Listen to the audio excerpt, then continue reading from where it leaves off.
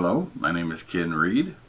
We're now looking at the DYO Green Building Decision Kit wall page, display page number 13 with the title of Ventilation.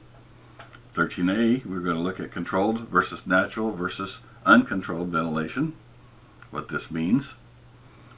13B is heat or energy recovery ventilators, HRVs and ERVs. We'll examine them and their use. 13C is filters, filtration, options you can use to keep the air clearer and have better indoor air quality. 13D is exhaust only fan options for ventilation. 13E is high powered fans for ventilating that many people install for commercial kitchens, for example, that really are overpowering the house. And 13F, additional venting options, new things that are on the market that make it possible to vent a home without the use of large motors,